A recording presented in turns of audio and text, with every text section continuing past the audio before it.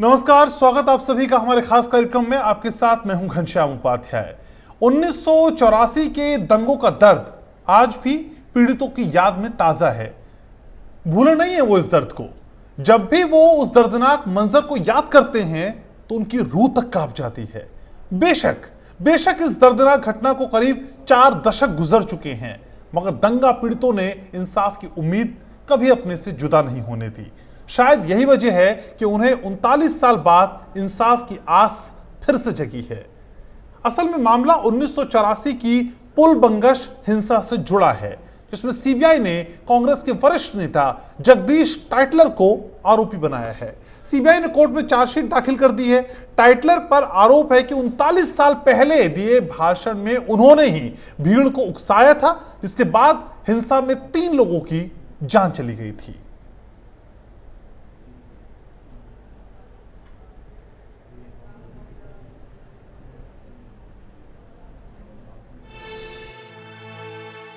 उन्नीस दंगा मामले में कांग्रेस के वरिष्ठ नेता जगदीश टाइटलर की मुश्किलें एक बार फिर बढ़ती दिखाई दे रही हैं।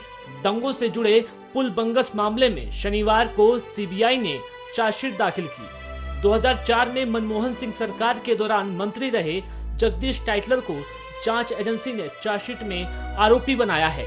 सीबीआई के मुताबिक तत्कालीन प्रधानमंत्री इंदिरा गांधी की हत्या के एक दिन बाद 1 नवंबर 1984 को पुल बंगस इलाके में भीड़ ने सिखों के धार्मिक स्थल में आग लगा दी थी, जिसमें 3 लोगों की मौत हो गई थी। टाइटलर पर आरोप है कि 39 साल पहले भाषण में उन्होंने भीड़ को उकसाया था, जिसमें ठाकुर सिंह, बादल सिंह, गुरुचरण सिंह की जान चली गई थी। सीबीआई ने टाइटलर के खिलाफ आईपीसी की धारा 147, 109 के साथ 302 के तहत आरोप लगाए हैं।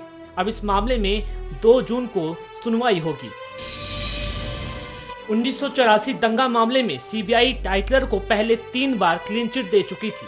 पहली क्लीन चिट 2007 में मिली थी, मगर अदालत ने इसे सिरे से खारिज कर दोबारा जांच के आदेश दिए। इसके बाद 2013 में सीबीआई ने फिर से सबूतों का अभाव बताकर टाइटलर को क्लीन चिट दे दी। याचिकाकर्ता फिर कोर्ट पहुंचे, जांच हुई और टाइटलर फिर बच गए। आखिर में अदालत ने दिसंबर 2015 में सीबीआई को मामले की फिर से जांच करने के निर्देश दिए थे। अदालत ने अपने फैसले में कहा था कि सीबीआई उन सभी गवाहों के बयान दर्ज करे जिन्होंने खुद को चश्मदीद बताया और टाइटलर को दंगा भड़काते देखा। जिन गवाहों ने अपनी गवाही दर्ज कराने के लिए सीबीआई से संपर्क किया, उनके भी बयान लिए गए।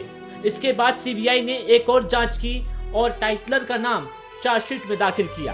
हालांकि जगदीश टाइटलर ने अपने बचाव में तर्क दिया है कि वह घटना के दिन यानी 1 नवंबर को सुबह 7 बजे से दोपहर 3 बजे तक 3 मूर्ति भवन में थे और इंदिरा गांधी की मृत्यु के बाद की व्यवस्था की देखरेख कर रहे थे।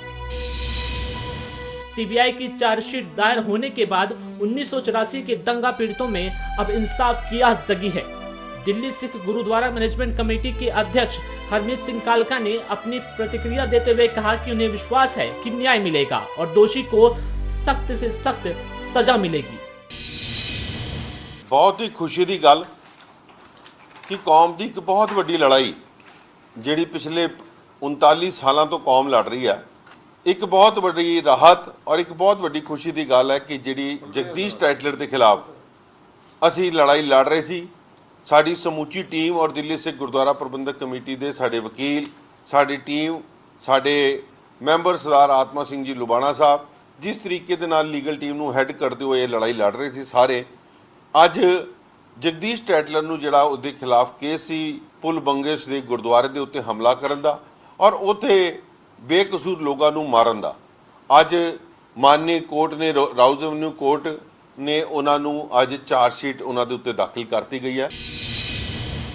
सीबीआई ने अब इस मामले में अपनी चार्जशीट दायर कर दी है। 2 जून को इस पर सुनवाई होनी है। इस सबके बीच दंगा पीड़ितों को इंतजार है इंसाफ का। उन्हें 39 साल बाद भी अब इंसाफ की आस है। MH1 न्यूज के लिए दिल्ली से नितिन धीमान की रिपोर्ट।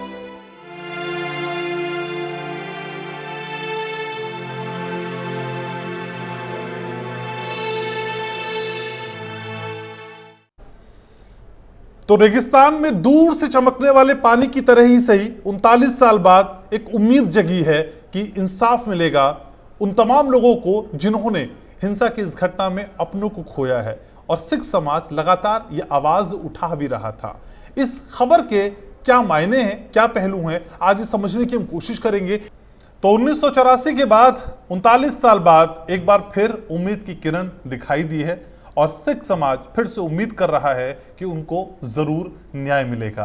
तो चार्जशीट दायर की गई है और कह सकते हैं कि मुश्किल में एक बार फिर से जगदीश टाइटलर है, और सीबीआई की चार्जशीट में जगदीश टाइटलर को एक बार फिर से आरोपी बनाया गया है। 1 नवंबर 1984 को पुलबंगश इलाके में हुई थी ये घटना। पुलबंगश हिंसा में 3 लोगों की मौत हुई थी। तो ग्राफिकली समझाने और दिखाने की कोशिश पूरी खबर, लेकिन ग्राउंड जीरो से भी असल में इस बड़ी तस्वीर को समझने की हम कोशिश करेंगे। मेरे सहयोगी नितिन धीमान मेरे साथ जुड़ रहे हैं। तो नितिन, इस केस को देखते हुए जब एक बार फिर से सीबीआई ने चार्जशीट दायर कर दी है, कितनी उम्मीद दिखाई दे रही है उन लोगों को जिन्होंने इस हिंसा में अपनों को खोया था? ये पूरा केस कहां जाता हुआ नजर आता है? इस पूरे मामले में अगर हम बात करें तो 2 मुख्य नाम जो सामने आते थे, एक सज्जन सिंह का और सज्जन कुमार का, और दूसरा जगदीश टाइटलर का।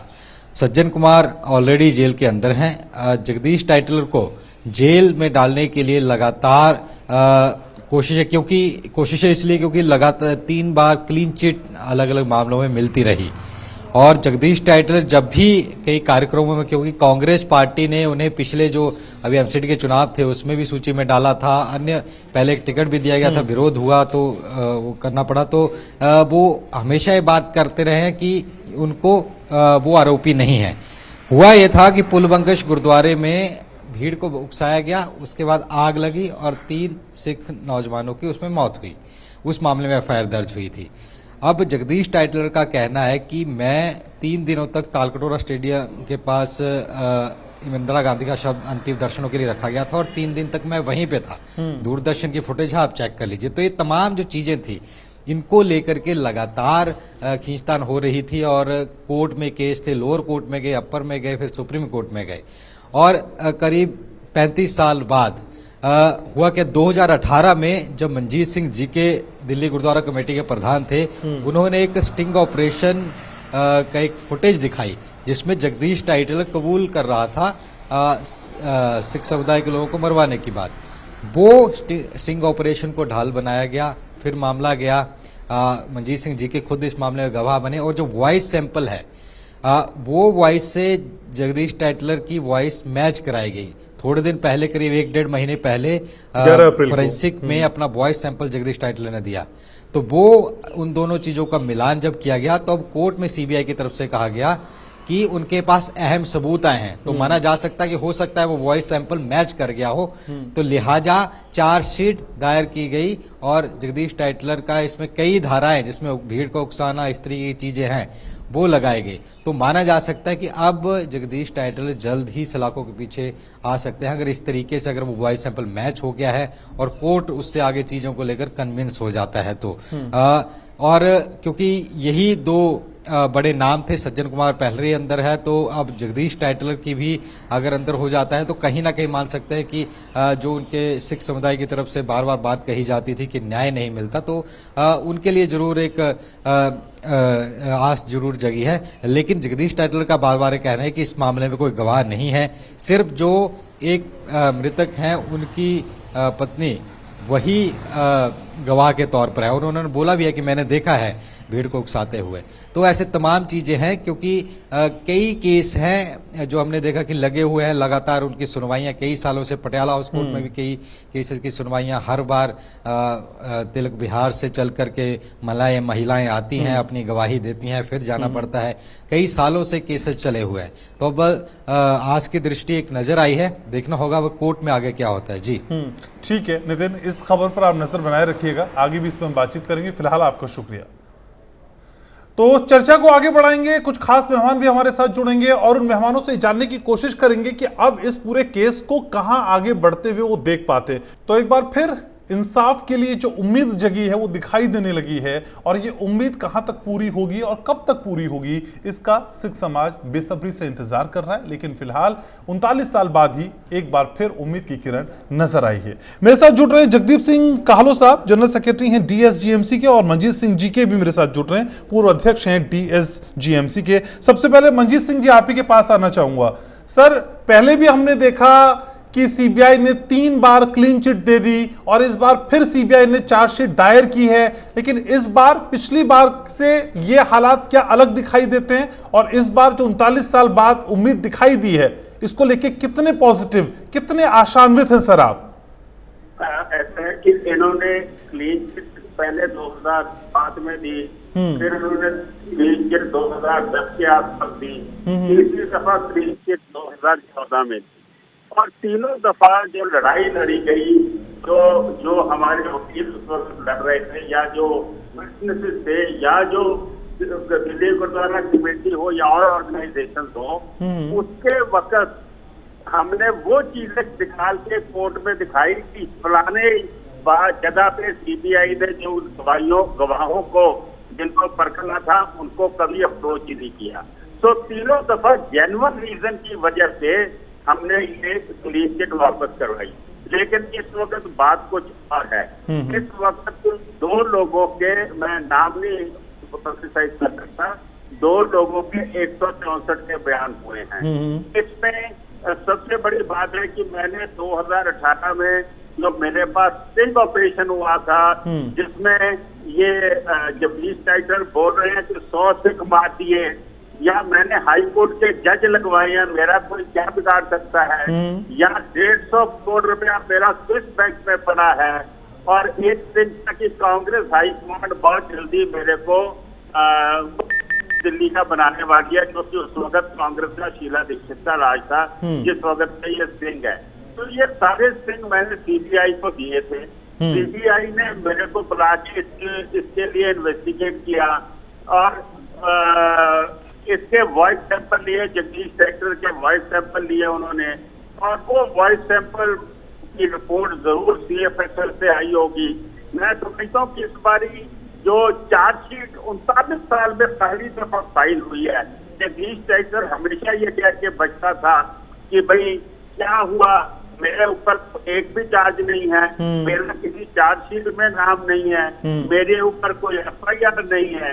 मैं समझता हूँ कि 39 साल के बाद हमारे को एक लंबी लड़ाई के बाद उसमें सारी ऑर्गेनाइजेशन की बात कर लूं, मैं इसमें अपने वकीलों की बात कर लूं, मैं इसमें अपने विटनेसेस की बात कर लूं, और खाली यही नहीं, जब सीबीआई ने मेरे को बुलाया था तो मैंने उनको ये बात बड़ी स्पष्ट करी थी कि जो मेन गवाह सुरेंद्र सिंह हैं, उनको खरीदने के लिए उनके बेटे को वीजा लगवा के कनाडा भेजा, और इसने अपने परिवार के थ्रू 5 करोड़ रुपया, इस परिवार का ट्रस्ट है वो भी बाहर ट्रांसफर किया है, जो फ्रीज पड़ा है मनी वो आगे नहीं जा सका। ये सारी बातें सीबीआई ने नोटिस में लाए हैं, तो मैं समझता हूं कि इसका बच पाना इस वक्त मुश्किल होगा। ठीक है, तो इस बार पिछली बार से तस्वीर जुदा है, मंजीत जी कह रहे हैं। जगदीप सिंह भी हमारे साथ मौजूद हैं। जगदीप सिंह सर, असल में इस पूरे केस को आपने बहुत नजदीक से देखा है, और जितनी भी कानूनी पेचीदगियां रही, जितनी भी तकनीकी दिक्कतें रही, वो आप अच्छे से जानते हैं। सर,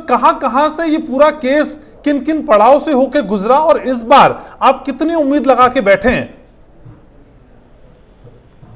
देखिए, इसमें बेसिकली सीबीआई ने पहले क्लोजर रिपोर्ट फाइल कर दी थी इस केस में जी, क्योंकि उसका सिंपल सा एक कारण था कि कांग्रेस की सरकार थी, और ये क्योंकि उस समय MP भी थे, मंत्री भी थे जी, तो सरकार की पूरी इनकी तरफदारी थी।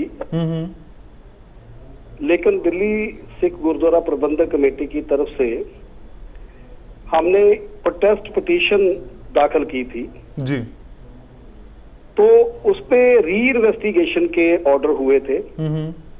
री इन्वेस्टिगेशन जब इस केस की हुई, सीबीआई ने शुरू की, तो लगातार ये इसकी सीबीआई, हम बार बार कहते थे कि आप इसको सीबीआई को भी कि इसकी जो भी आपने री इन्वेस्टिगेशन किया उसकी स्टेटस रिपोर्ट आप हर डेट पे फाइल करिए। तो ये लगातार कार्रवाई चलती रही, हालांकि इसको गया, लेकिन अल्टीमेटली फिर जब ये डिले हो रहा था तो फिर हमने एक क्योंकि हमारे जो इस केस में गवाह थे, जो आई विटनेस थे, उनकी 164 के बयान दर्ज करवाने के लिए भी हमने एक एप्लीकेशन लगाई। हालांकि उसमें जज साहब ने ये कहा कि मैं सीबीआई को डायरेक्शन नहीं दे सकता, अच्छा, पर बयान होने चाहिए। तो अब उसके बाद लगातार जब पैरवाई हो रही थी, स्टेटस रिपोर्ट फाइल हो रही थी, पैरवाई कर रहे थे, तो सीबीआई ने अल्टीमेटली 164 के बयान, जो विटनेस है उनके 164 के बयान करवाए जी। तो जब 164 के बयान हो गए, तथ्य सामने आ गए, बहुत कुछ ऑन रिकॉर्ड था, तो अब सीबीआई ने इसमें चार्जशीट फाइल कर दी है। अच्छा, ये 3 सिखों के कत्ल का मामला है। पुल पंगश पे इनको कत्ल किया गया था 1 नवंबर को, तो और इसके साथ जो गुरुद्वारा साहब था उसको भी जो जलाने की कोशिश की गई थी। तो ये सारा केस है। अब ये चार्जशीट फाइल हो गई है, आगे अब इसकी ट्रायल चलेगी। और जैसे कि मैंने पहले बताया, दिल्ली से गुरुद्वारा प्रबंधक कमेटी की तरफ से हमारी लीगल टीम लगातार इस केस को बारीकी से देख रही थी। हम लगातार हर डेट पे हमारे टीम जो है कोर्ट में जाती है, और जो भी लीगल हेल्प है वो भी हम प्रोवाइड कर रहे हैं। और जो विटनेस थे उनकी भी सिक्योरिटी रहे, सेफ रहे, उसका भी हमने पूरा प्रबंध किया था। तो ये मैं समझता हूँ कि हमारी बहुत बड़ी जीत है कि जो एटलीस्ट चार्जशीट फाइल हुई है, तो अब आगे ट्रायल शुरू होने का जो है एक सिस्टम शुरू हो गया है। ठीक है, तो आप कह रहे हैं कि यहां से दूसरे पड़ाव में खुद को जाते हुए देखते हैं। मंजीत जी भी हमारे साथ मौजूद है। मंजीत जी, इस पूरे मसले की जांच के लिए 2000 में नानावटी आयोग की स्थापना हुई और 2005 में नानावटी कमीशन ने जो अपनी रिपोर्ट दी उसमें 214 एफआईआर की बात कही गई, जिसमें से 4 केसेस को लेकर कहा गया कि सीबीआई जांच होनी चाहिए, जिसमें से एक पुलबंगश भी था। सर, नानावटी कमीशन की रिपोर्ट इस पूरे मसले में कितनी इंपॉर्टेंट दिखाई देती है? क्या आप उम्मीद कर रहे हैं कि आने वाले समय में उसका रेफरेंस इस केस को और मजबूत कर पाएगा? देखिए, वो रिपोर्ट बड़ी अहम है, वहां से इसकी नींव रखी गई थी। लेकिन अभी जैसे कालो साहब बोले हैं कि कांग्रेस की सरकार रही, वहां पे 10-11 कमीशन लग गए हमारे को एफआईआर दर्ज कराने में 1984 की। मेरे हिसाब से अगर सही एफआईआर होती, उन्हीं दिनों में होती जिन दिनों में दंगे हुए थे, 1984 की नवंबर की बात करूं, 15,000 एफआईआर होनी चाहिए थी।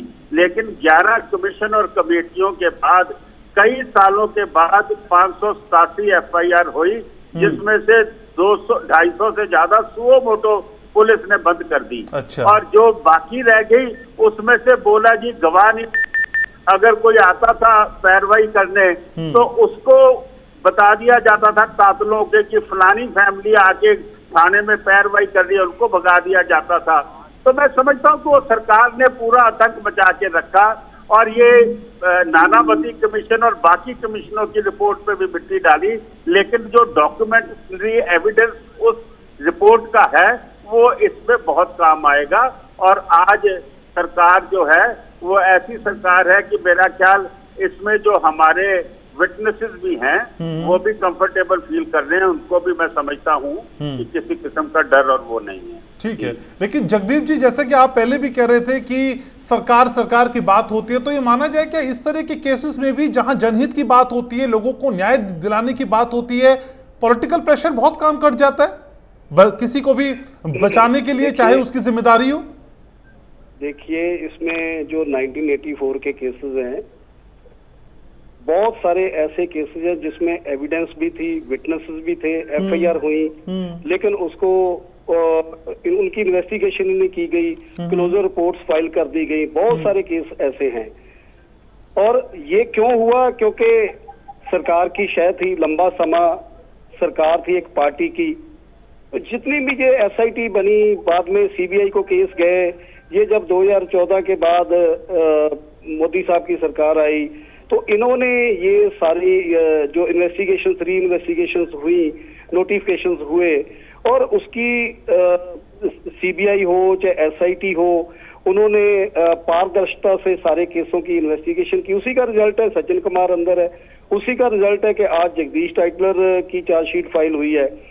तो मैं समझता हूं कि ये जो मौजूदा सरकार है उन्होंने सिखों के दर्द को समझते हुए जो ये री इन्वेस्टिगेशन थी केसेस की, उनकी जो एजेंसीज ने उसको पारदर्शिता से किया और उसी का नतीजा अब ये सामने आ रहा है। जी मंजीत जी, आपको अब यहां से आगे अगर देखने की बात की तो बहुत उम्मीद दिखाई देती है और सीबीआई ने चार्जशीट भी दायर कर दिए जगदीश टाइटलर के खिलाफ, लेकिन क्या ये जो दोषारोपण की स्थिति है, जो लोग जिम्मेदार हैं, वो सिर्फ जगदीश टाइटलर तक ही सिमट कर रह जाएंगे या कुछ और नामों के भी सामने आने की बात की जाए, उनको भी अब आगे हम देख पाएंगे, वो भी एक्सपोज होंगे? देखिए, ऐसा है कि मेरे को ये लड़ाई लड़ते हुए तकरीबन 30-35 बरे हो गए, चाहे मैं दिल्ली कमेटी को हेड किया उस वक्त हो या उसके पहले या उसके बाद हो। मैंने अपने जीवन में देखा है कि बड़े बड़े नाम जो थे, जिनमें HKL भगत था, जिनमें धर्मदास शास्त्री थे, ये लोग बगैर सलाखों के पीछे गए, ये निकल गए अपनी जीवन यात्रा। देखिए, काम बड़े मगरमच्छों के नाम सामने आते हैं, लेकिन काम करने वाले, अब जैसे बलवान खोखर है या ऐसे जैसे अभी सजाए मौत हुई थी या त्रिलोकपुरी में मैं समझता हूं कि 88 लोगों को जेल के अंदर गए थे, उनके ऊपर केस बने थे।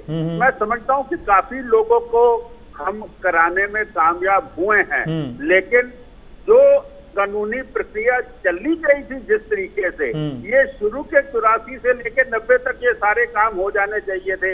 आज 2023 आ गया, हम आज भी कुछ लोगों को पकड़ के कानूनी शिकंजे तक पहुंचाने में कामयाब हुए हैं।